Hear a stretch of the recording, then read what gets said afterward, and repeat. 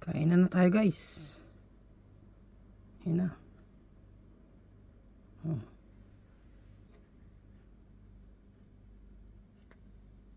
Beef stick Tagalog. Magluluto naman tayo ng beef stick. Beef stick Tagalog. Hintayin nating mamula-mula para lumabas yung kanyang aroma. Oh, ready na yan. Nalagay natin ngayon itong ating beef stick.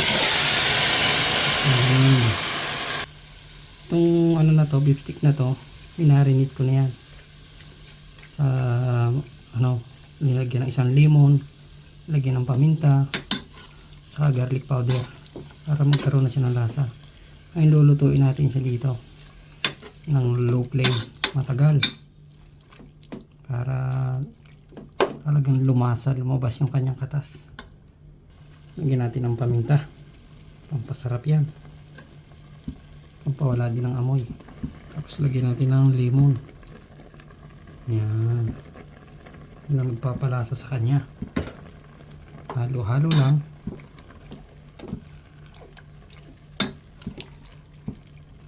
Lagyan natin ng oyster sauce. Lagyan natin ng kaunting patis.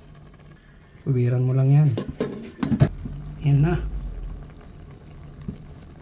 Lalagyan natin ito ng masarap na pangrekado. Pwedeng piniritong patatas, kaya carrots pwede rin. Natin siya ulit dito. 10 minutes. Ready na guys. So this is na. Ito na. Lagyan na natin ng mga onion yan. Ano pang hinihintay? Kain na na. Oh. Diba? Basic. Napakalambot na beef stick. Luto ng matagal to. Low flame lang yung apoy. Kahit hindi mo nalagyan ng cornstarch yan, talagang malapot-lapot na yan. Diba? Sarap.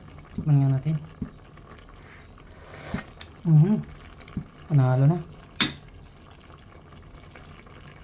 Nangyari na ang hula. Let's go. Ito na ang ating beef stick Tagalog. Kainan na tayo guys. Ayun na.